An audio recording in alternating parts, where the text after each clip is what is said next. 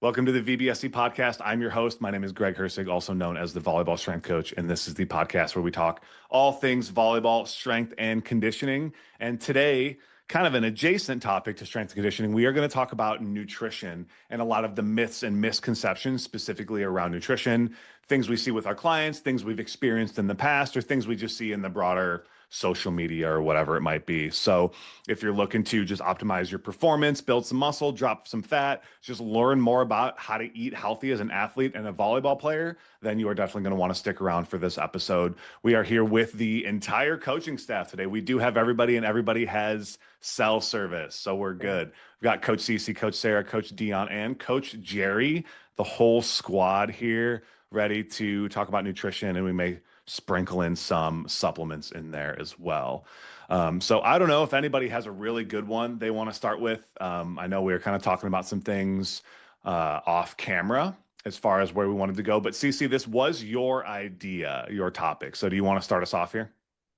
Yeah, I'll start a bit broader, and I think it's more so something that I experienced just as a younger athlete and obviously has carried into adult years, and more so specifically towards like female athletes, but I know male athletes can struggle with it as well. Just the idea of like lighter is better and like eating less is going to make you perform better because you are lighter. And to a degree, like we work with athletes where like their goal is weight loss and, you know, losing some weight will help with their performance. But I think it can also go to the extreme, especially right now. We're living in an era where, you know, GLP-1s, Ozempic is like all the rage right now. And just the social media pressure of like lighter is better. And I think for like high school athletes, college athletes, that pressure of like performing well by being lighter can cause them to underfuel. So they're not going to be able to perform at their peak because they're not giving their bodies enough calories, i.e. energy, to be able to perform at the level that they need to. So in terms of like the misconception of like lighter is better, I think it is, you know, it can be if it is what you need, like if weight loss is what you need in order to perform better and be healthier. But it also has to be, you know, taken with a grain of salt that we don't want to be under fueling to the point where we're risking injury, or, you know, having nutrient deficiencies or just not able to perform our best. Yeah, I personally went through this myself when I was a sophomore in college. And I Yeah. got to college basically as like one of the only people who like cared about nutrition and supplements and like going to the gym and all this type of things. And then it really came to a head like my sophomore year. I had that exact thought. I'm like, Yeah. if I want to jump as high as I possibly can, like I need to have as little body fat as humanly possible and set a Right. goal for myself to get to 5% body fat as like a college athlete. And I was lean already. I was probably already single digits. But I did exactly what you're talking about. I started tracking all of my macros. I did the number one macro tracking mistake we see, which is immediately went to lose 2 pounds per week. Yep. And I could barely make it through practice. Like by Yeah. the end of practice, I was toast. Like I had no energy left because I wasn't eating enough to actually make it through, right? And that really went on for like pretty much all of first semester of my sophomore year of college. And then I kind of realized, well, one, I don't know if this was the best way to kind of come out of it, but theoretically, I hit my goal. One of the strength coaches pinch tested me at 4.9% body fat. Was I really 5% body fat? Who knows? Did he tell me I was? Yeah. And then I was like, okay, cool, I did it. Like now I can like focus on something else, right? So definitely not the healthiest thing. And I sucked at volleyball while we were doing it. As soon as I started eating more and I kind of got out of that mentality, I was like, I remember thinking, okay, like I need to start eating more. Like I'm playing really bad. Like the season is starting. Like I have to like stop doing this because it didn't work. Like my theory failed, Yeah. like because of exactly what you're talking about. I was underfueling. So I think that's a really, really big one.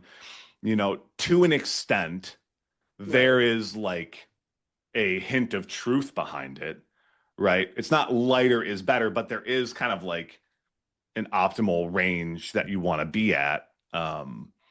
And for a lot of people, losing weight, with the adult population we work with, losing weight will help them prevent injuries, help them jump higher, help them be faster. Me included, I weighed myself at 243 pounds this morning. Not exactly optimal for volleyball. And I will know, like, when I'm in like the low 230s or high 220s, like I'm healthier, I'm just like a better volleyball player. So like there's some truth to it. You just can't go to the extreme for sure. You have to be very careful about how you do that. And I guess before we move on, one strategy that we do to help, like if people do want to lose weight while maintaining performance, we just do a slight calorie deficit. So like a 200 to 250 calorie deficit. They're already increasing their output through working out more. Maybe we can have them do like get their steps in if they need to do a little cardio, something like that. But it's a slight calorie deficit. It's still going to be enough for them to lose body fat, but they're still eating enough to be able to fuel for what matters, which is their workouts and their volleyball performance. So they're not going to sacrifice performance. So, anybody CeCe, any follow-ups on that, or anybody else have some follow-ups on that before we move to the next misconception here? Solid. No, it's a good one. It's probably like the big overarching one, I'd say. Correct. Why we started there. Yeah, exactly. Exactly. I'll jump in then unless somebody wants to express theirs. There was a couple things. That was one of the things that I personally wanted to talk about too, was like the whole underfueling type of thing. And I'm going to put a post up about this pretty soon. But just to go into a little bit more depth, like just kind of realizing that we don't necessarily need to eat as much protein as some people are telling us we're eating now. And it's been this really interesting to switch to watch as someone who's been paying attention to like the nutrition and the trends and everything for like decades, right? We had the really high carb of like the 90s, which then went to the low carb, high fat of like the 2000s, with Atkins and keto and everything like that. And now we're getting to a very protein focused, protein centric culture, which given the comparison of the other two is probably a good thing, but it's going to the extreme extent of like they're just putting protein in everything. Like I ate protein taco shells the other day.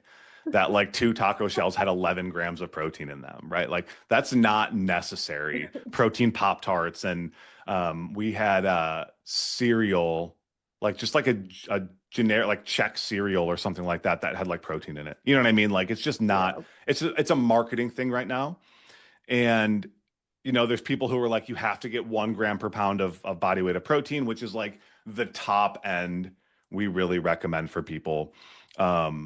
And so it can be anywhere from like 0.7 grams per pound to like 1.0 grams per pound. Some people will say 1.0 grams per pound of ideal body weight. That's going to be obviously a little bit lower.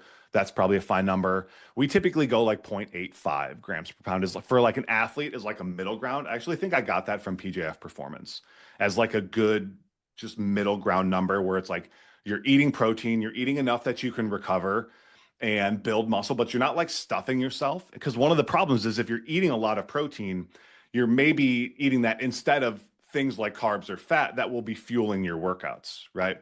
So if you're reducing your carb consumption just so you can hit these arbitrary protein numbers, like that might not actually be good for performance in the long run too, because the higher carb is generally more optimal for volleyball athletes just because of the way our sport is played. That's another kind of misconception or things that I'm happy to dive into, but I want to see if anybody wants to tag off of that or jump in with their own before I do.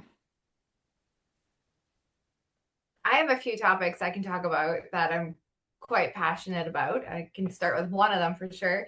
Actually, there's a few, but one that I jotted down was detoxes and cleanses. Oh my gosh, you guys, this one, like, especially for our female population, but like, why do we want to do detoxes and cleanses for fat loss? What are we detoxing from? Is this a marketing plan for products to sell, or are we actually giving benefit to our clients? And so that is one, like, if you have a healthy liver and if you have a healthy kidneys, like, what are you detoxing from? I don't know. That's a big one out there that I just cannot handle. I don't know. Most of those cleanses, they're basically just going to clean you out. You just spend a day or two in the bathroom. You drop like 3 to 5 pounds because all that food was just sitting in your gut, but it doesn't that's really all most of these things are doing at this point. Yeah. And then while I'm here, I'll just talk to one more. And that's that, like, you have to eliminate late night snacking or eating in order to lose weight. So again, you have to break that down closer, right? You can't just say like stop eating after 6 p.m. Like, as someone who is active myself, I would die. Like, not literally, of course, but like I love eating and snacking later in the evening, and I cannot go that many hours without food without like dropping my blood sugar, without getting headaches. Like, it actually physically affects me. So again, yes, you can lose weight still eating late into the evening, but you have to do like, what are you eating? And like, are you following a nutrition plan? And are you watching what you're eating? If I'm eating a bag of chips every evening, of course, that's counterproductive.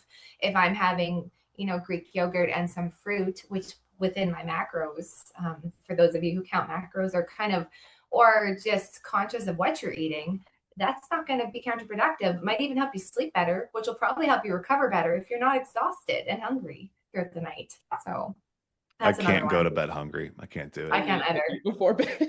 Yeah. I can't do it. Yeah, that kind of comes back to like this overarching principle when it comes to weight loss, which is just calories in, calories out, right?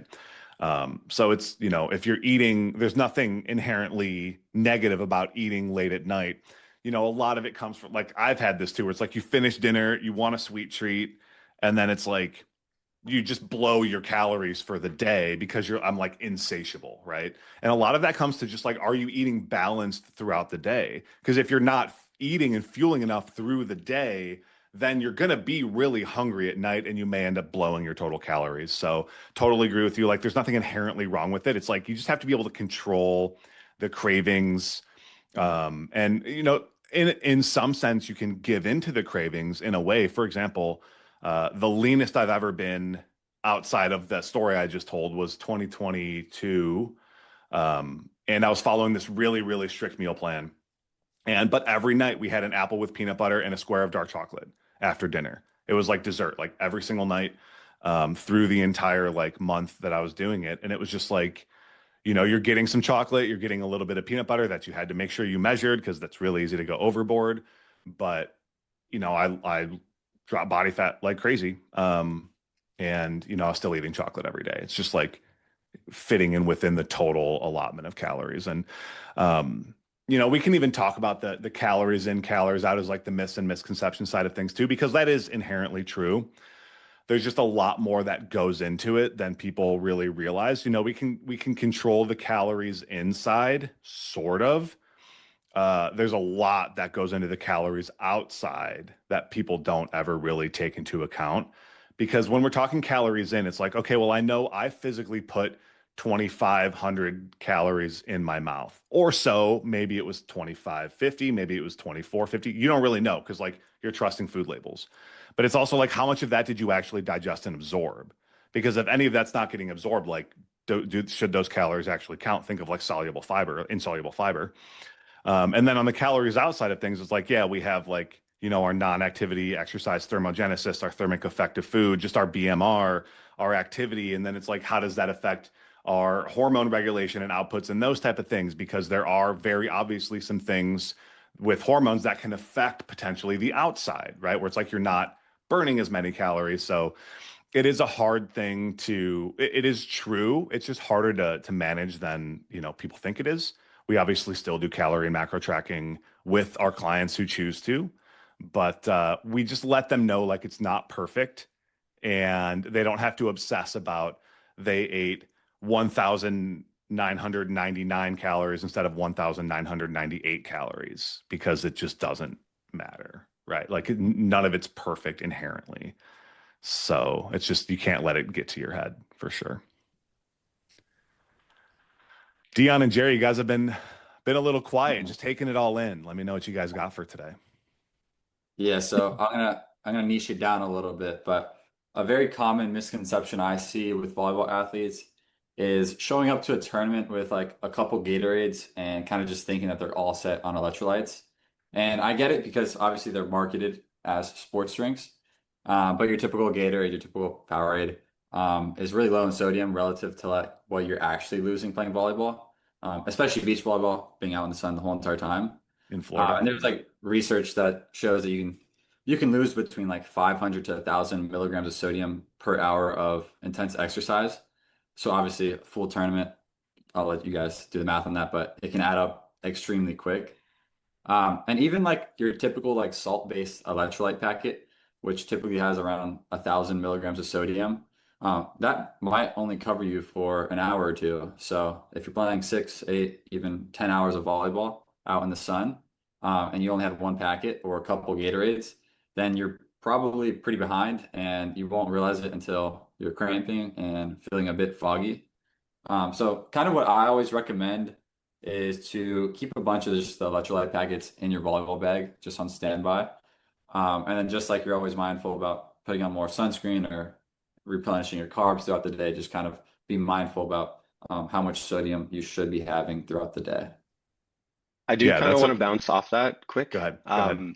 Just I think that that is one of those like old man hacks because I think that when it comes to like older guys and going to tournaments, it's one of the things that they've figured out.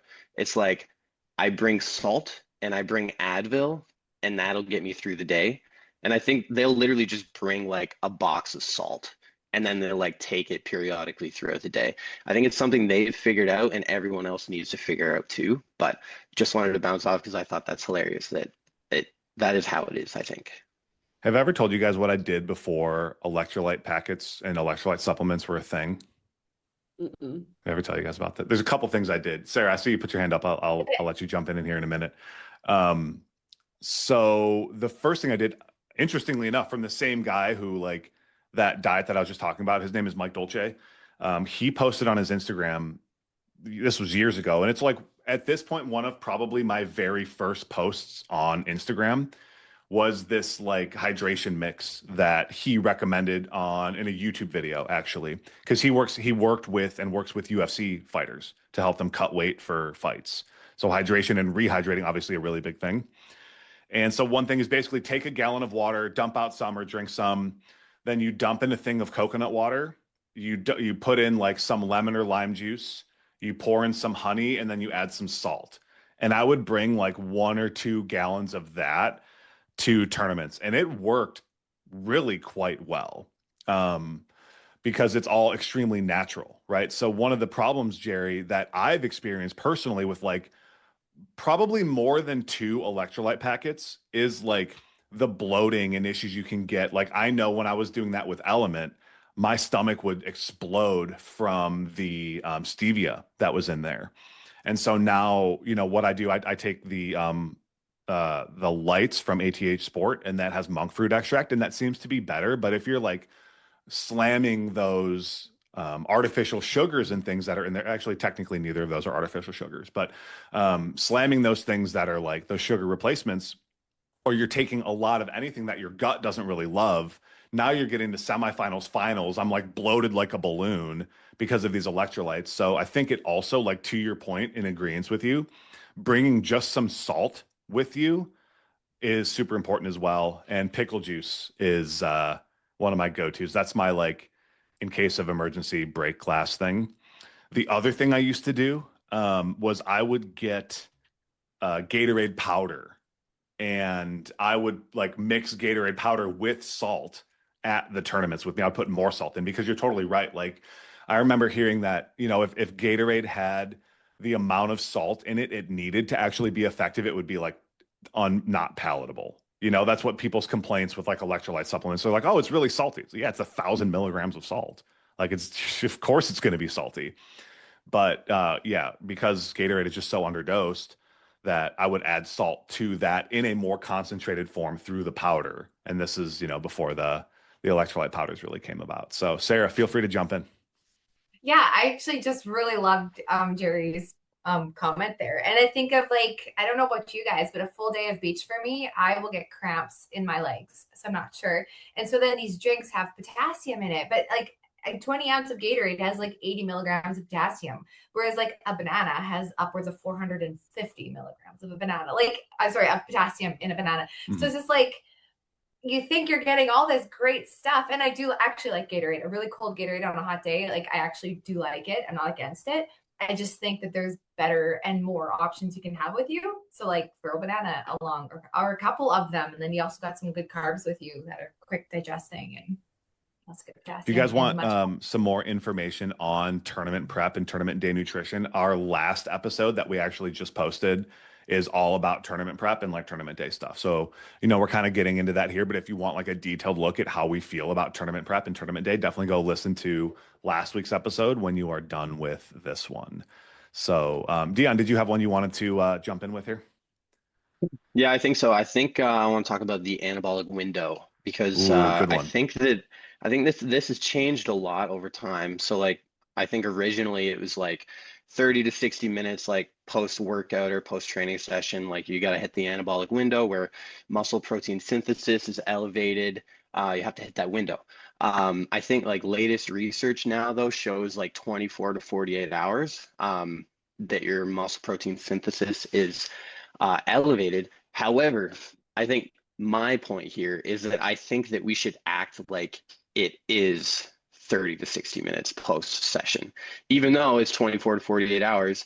That like, I think the nutrition, like getting protein and carbs like post workout session, I think is like proven to be like the most important thing for recovery. So I think that that's, I don't even know if you would call that a misconception. I guess that's just a hot take. So It kind of is because all of that initial research and information that came out about that 30-minute anabolic window is coming from supplement companies selling you the protein powder that they're telling you to take during that anabolic window. So I think the most agreed upon these days is like just eat a full meal within 2 hours and you're good. I worked out a little bit this morning, went for a run, did a little bit of like core work and just some accessory stuff. And then I had 4 chicken sausage, which was about 44 grams of protein. Just after like right before this. That's like, I try to aim for about 40 grams of protein per meal that I'm getting. So like, 3 meals a day plus some snacks in here throughout and kind of gets me to that number we talked about before. But you're totally right. Like it's not bad to get your protein and your carbs within that 30-minute window, but it's also not necessary. It's not like, I remember like the meme was like, oh, well, you might as well have not even worked out if you don't get your protein shake within 30 minutes. That's obviously not true. And it was even just tongue in cheek back then as well. Right. So it's not a bad thing for you to do that. It's just not necessary. Like if you can't, right. And I don't take protein powder at all anymore. I used to be back in that time when I was cutting protein powder fiend, like 3 scoops a day I was probably taking at least back in college. So I just had a whole stack in my dorm, like all of the unused protein powder canisters that I had stacked up as decorum in my freshman dorm. So it was kind of, I just don't do it anymore. Like I don't necessarily, again, it's not bad. I just don't find it to be necessary. So that's a good one. Yeah, it's a good one. Swinging back to the other one I wanted to bring up was kind of going back to the whole low carb thing for volleyball. And it's like when we really look at kind of the physiology of like how where we get our energy from volleyball, like carbs are definitely like our main fuel source that we're using for everything for like extended, periods of time, right? We're using like the phosphocreatine system and everything like that. So like make sure you're taking your creatine for that really fast burst of energy. But throughout a match, we're primarily using carbs as our fuel source and some fat, like as we get kind of longer and longer into it. So if you're not giving your body like its primary fuel source that it needs to perform for volleyball and for weight training, like your performance is just going to suffer. And I know people who have like, done keto and still played volleyball and said they felt great and all these things. And like, if you're in ketosis and if you're getting some the medium chain triglycerides, like that can sort of help buffer that a little bit. But if your goal is to optimize performance, like you just have to eat like a pretty high amount of carbs and just make sure, if you're worried about like your blood sugar or something like that, make sure you're getting those carbs directly before or during your workouts or pairing them with, protein primarily to slow down that absorption so that it doesn't spike your blood sugar. But it's like, you got to eat carbs. It's like what we talked about on the last podcast. It's the main thing that I recommend during tournaments is just eating carbs all day. Gerry, that's where I thought you were going, is like showing up to a tournament with 2 Gatorades and no food or anything and just like calling it a day. And I'm glad you didn't go that route. That would have been an even longer conversation, but I thought that's where you're headed with that. So, yeah, anything else? We got like 5 more minutes because I know I have a call after this. I'm not sure if you guys do. I'm sure some of you have client calls. Anything else you guys want to touch on before we hop off for this week? Yeah, I think just as like an overarching closing thing, just to our listeners, trying to be an educated consumer. Because I think with a lot of things, it is a lot of marketing, right? Going back to the protein Pop-Tarts, right? You could probably also just have a regular Pop-Tart and get your protein from somewhere else. Because looking at the labels, the nutrition, yes, there's a little bit more protein, but it's higher fat and there's more ingredients. So just knowing that, same thing with like the detoxes, right? It's a marketing for like a quick fix for weight loss, or like with the Gatorade, right? It's a marketing, but it's, underdose. So I think just trying to be an educated consumer when looking at the foods that you're eating, and thinking more about quality over quantity when it comes to food, right? Thinking about the quality of our foods. So we're getting the nutrients that we need and not just hyper focusing on calories in, calories out, rapid weight loss, things like that. Yeah, really good point. We've got 2 more things I want to touch on. One, I've been thinking about this. I'll probably clip this out and put it as a post. How to realize if something is actually a good source of protein and not something that just has protein in it, right? So like a protein Pop-Tart might have some protein. That doesn't mean it's a good source of protein. Or peanut butter, people are like, oh, peanut butter's got protein in it, but the amount is too small to be like a good protein source. So a really, really, really simple test you can do is 10 grams of protein for every 100 calories. So if something is 200 calories, you're going to want it to have 20 grams of protein to be considered a good source of protein, right? And that's for like a singular thing. So not like a meal, obviously. Like if it's a meal replacement and drink, then it might be different. But like it's a good test you can use. So I just brought up the chicken sausage that I ate. I believe it's 11 grams of protein for 100 calories, or it's something 13 for 120. It's something like that. It just barely meets that criteria. But that's like if you're thinking like, is this a good source of protein?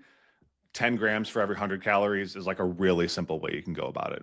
And then on your kind of point of just being the quality over quantity educated consumer, if you're looking for a really simple framework to follow, one of my default ones is called the vertical diet. And the vertical diet has nothing to do with jumping higher, but it's just a really good like kind of basis of like what foods to eat to be healthy. It was created by Stan Efferding.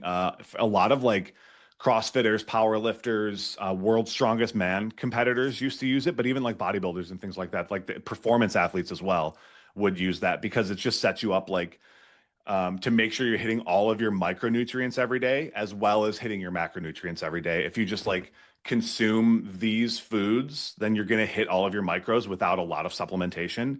And then you use like, rice and whatever your protein sources to make sure you hit your macros in. So if you're looking for like a simple framework to kind of base your nutrition off of, I do recommend the vertical diet. It's usually a default for me. So that being said, we do have to close out here.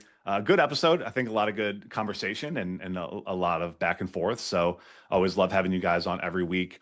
Let's just go around really quick, let people know where they can find you if you want to follow the coaches on social media, as well as following myself. Go ahead, Coach Sarah. I'm at Volleyball Coach Sarah on Instagram. CeCe. Coach CeCe VB on Instagram and TikTok. Dion. At Dion Lala on Instagram. Gerry. Gerry Plays Beach on Instagram. For the Meta Glasses content. And then I'm going to be the volleyball strength coach on Instagram and YouTube, and VB strength coach on TikTok because my name was too long.